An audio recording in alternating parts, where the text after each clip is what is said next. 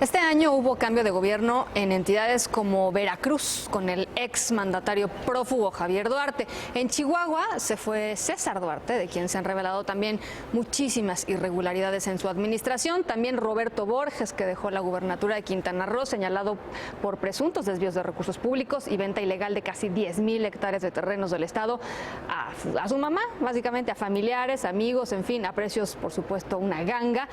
Y bueno, pues hay que platicar sobre estos gobernadores, y para ello están aquí en el estudio. Nos acompañan Eduardo Borges, director de Transparencia Mexicana, y Max Kaiser, director anticorrupción del Instituto Mexicano para la Competitividad. Buenos días. Cuando vemos los casos uno por uno, nos damos cuenta de que hay factores que se repiten en todos, ¿no? Las auditorías estatales, que son auditorías a modo. Cómplices. Las legislaturas estatales, que frecuentemente son legislaturas cuya mayoría apoya al gobernador.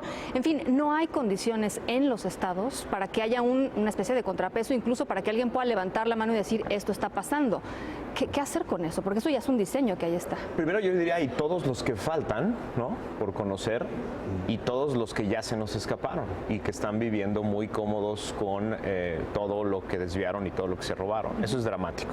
La parte institucional es muy grave porque tenemos órganos de vigilancia y control por todos lados, aparatos enormes que hacen cientos de auditorías, miles de auditorías todos los años, levantan miles de observaciones, y lo peor es que sabemos, los conocemos, las auditorías las conocemos, las observaciones, las investigaciones las conocemos hace años y no pasa nada. Es decir, esta es una falla sistemática que no tiene 2 ni 3 años, tiene más de 15. La Auditoría Superior de la Federación, la Secretaría de la Función Pública y las distintas contralorías estatales sí han estado encontrando todos estos desvíos, informan, emiten sus observaciones, las llevan a todos lados. El problema es que después no pasa nada. El sistema no estaba diseñado para que después hubiera consecuencias reales, ¿no?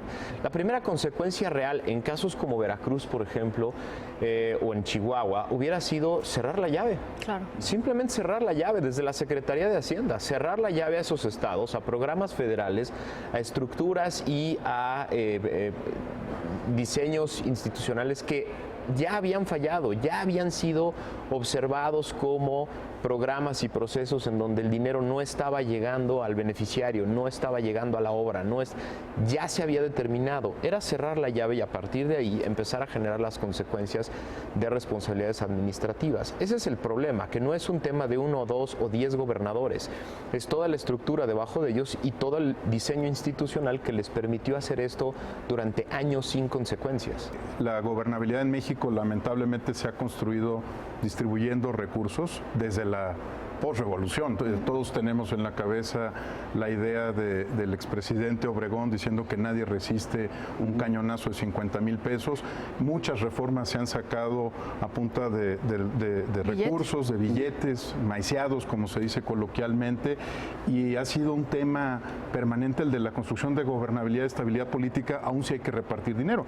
Piensen ustedes en Oaxaca, en el primer año de CUE, el gobernador públicamente entregó 150 millones de dólares de los de esa época, no antes de que se multipliquen por el tipo de cambio del día de hoy, 150 millones de dólares a la coordinadora y a la sección 22 en un acto público, y claramente todos estaban de acuerdo con que se hiciera así, si eso iba a asegurar estabilidad, claro, y paz en el Estado. El problema es que ya no está produciendo lo que alguna vez ofreció este modelo de repartir dinero. Claramente tenemos temas de gobernabilidad en Veracruz, el tener a los presidentes municipales afuera del Congreso o en la Secretaría de Gobernación porque ya no hay recursos para distribuirlos conforme a lo que se había obligado el Estado, ¿eh? No estamos hablando de recursos adicionales. La 22 sigue en las calles, ¿no? Siguió durante todos los años de la administración CUE y todavía se volvió mucho más agresiva este año, llegando a la Ciudad de México. Entonces ya no está funcionando este modelo de repartir para construir estabilidad, y tampoco el falso argumento de que había que hacerlo, porque quienes se enriquecían a veces eran los secretarios de gobierno que decían yo voy a apaciguarlos y les damos 150 millones de dólares y se quedaban con una parte de los 150 millones. Creo que ya se agotó el modelo corporativista, clientelar, y el modelo ya no solo de Congreso dividido, sino de congresos. La verdad es que los congresos de los estados son en la mayor parte de los casos inexistentes como un contrapeso al poder público, y en muchos casos han sido cómplices. Ahora, de lo que decía Max, lo que dices tú, ¿Es creíble que el gobierno federal no se dé cuenta de esto antes? Digamos, que no diga esto está creciendo, son 6 años. Digo, ¿por qué nos tuvimos que enterar de Javier Duarte cuando estaba terminando su mandato?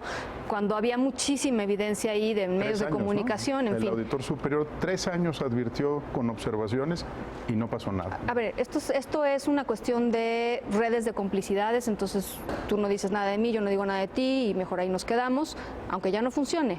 Eventualmente termina reventando la bomba. Pero ¿qué es esto, digamos? ¿Por qué? A mí me gusta pensar en esta idea de la estabilidad política, porque si lo comparas, por ejemplo, con Brasil, lo que le preocupaba a buena parte de la clase política en Brasil cuando empezó a actuar el fiscal, pues es que se perdiera la estabilidad. Y entonces la estabilidad se convierte en la moneda de cambio para hacer lo que tú quieras, ¿no? Y creo que por eso es tan importante verlo desde una perspectiva histórica. Si la estabilidad ya no se está consiguiendo por esta vía, el modelo se agotó. No sé si es complicidad, tolerancia, permisividad.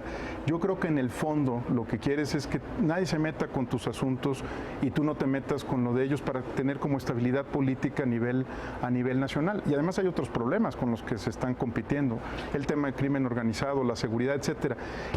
Pero claramente el modelo se agotó y creo que no nos habíamos dado cuenta sino hasta hoy y este año de cuán triste es cómo se fue muriendo el corporativismo y el clientelismo, y en lugar de darle estabilidad, crecimiento, progreso, pues ya se convirtió en arena que está dañando profundamente la maquinaria del sistema político en todo el país. Si era tolerancia, permisividad, no lo sé, pero lo que sí sé es que el modelo se agotó. Ahora, en este contexto están negociando estos mismos actores el Sistema Nacional Anticorrupción. Son ellos mismos los que están haciéndolo, digamos, con parte de sociedad civil, ¿no? Pero pues una buena parte de la decisión está en estos actores. Max lo ha oído muchas veces y le pido una disculpa, pero me encanta decir que la voluntad política aparece mágicamente cuando hay una sociedad exigente. No al revés. Si nos sentamos a esperar voluntad política, ellos por gusto no van a cambiar. Tiene que haber una sociedad vigilante, atenta, que mientras más desconfía de la política, que es el momento en el que estamos ahorita, más se acerca a la política. Porque cuando hay desconfianza, lo que normalmente hacemos es alejarnos, ¿no? Dejar que estos asuntos ocurran sin enterarnos, porque ¿quién quiere ver notas amargas todas las mañanas, ¿no? Historias confirmatorias de los problemas institucionales del país?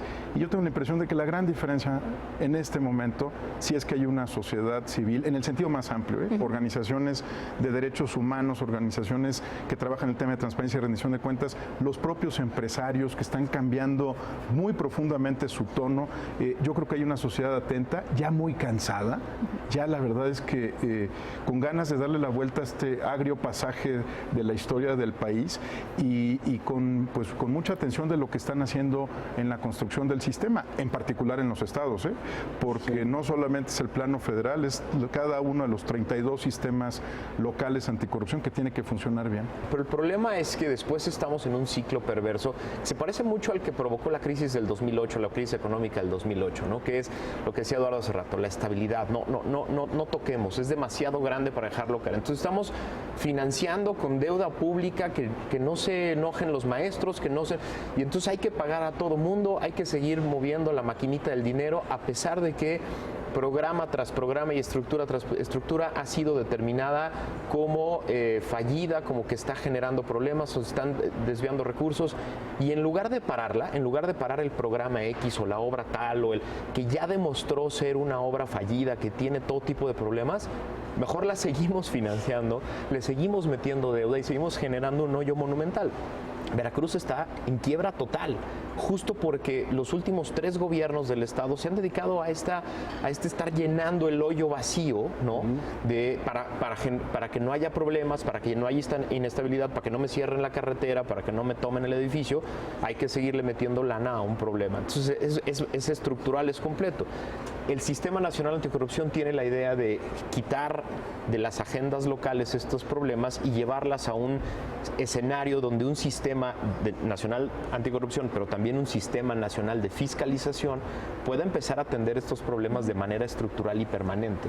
Una de las cosas que la gente, digamos, los ciudadanos comunes y corrientes dicen constantemente es, ya se lo robaron, pero que nos lo regresen, digamos, ¿no? Esto pasó un poco en Veracruz cuando el gobernador, ahora gobernador Yunes, regresó la finca que había sido propiedad de uno de los prestanombres de Duarte, en fin.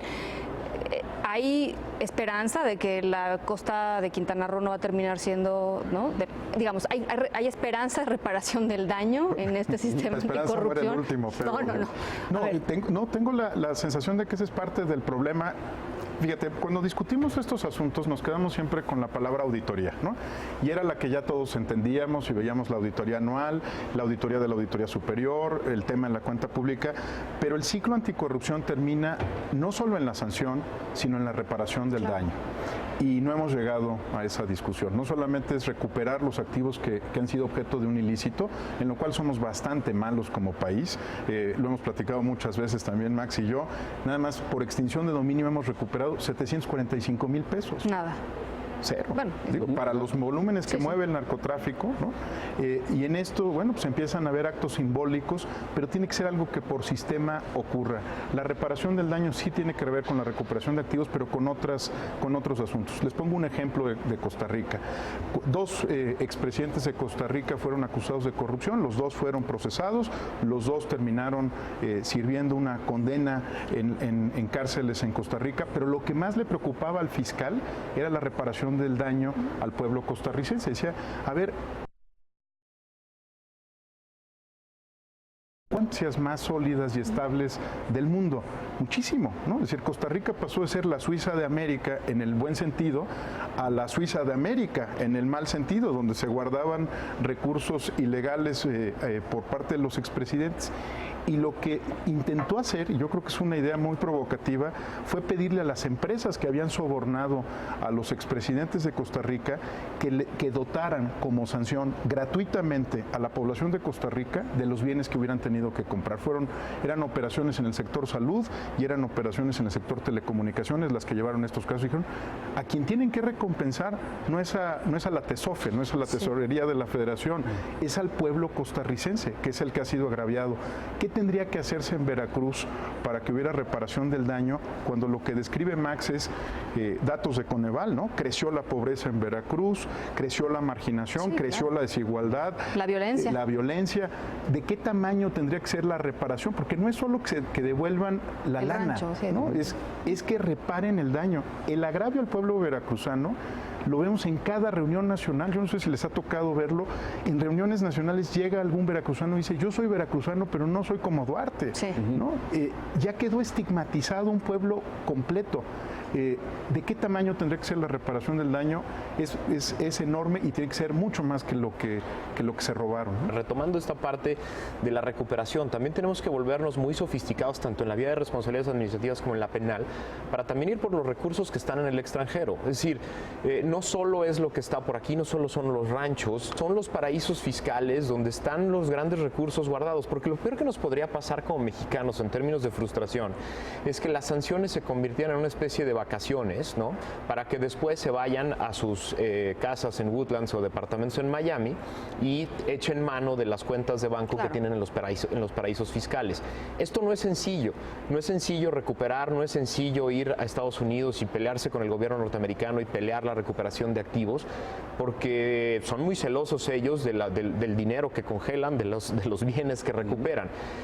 Pero si no se lava el agravio, porque si después de 5 años nos damos cuenta que este gobernador está paseando feliz, cualquiera del que me digas, está paseando feliz en su casa de Estados Unidos, viviendo como rico, o en una maestría en España, o como ya hemos visto últimamente, el agravio se mantiene, ¿no? Es decir, yo siempre le digo a mis alumnos de Derecho en el ITAM, sistema jurídico que no sirve para generar la sensación de justicia no sirve para nada, ¿no? Entonces lo que tenemos que provocar es un sistema de justicia que te dé a la gente la idea de que se está haciendo justicia en todos los sentidos de la palabra. Max, Eduardo, muchas gracias por estos minutos. Gracias a ustedes. Muchísimas gracias. Muchas gracias. Gracias por la invitación.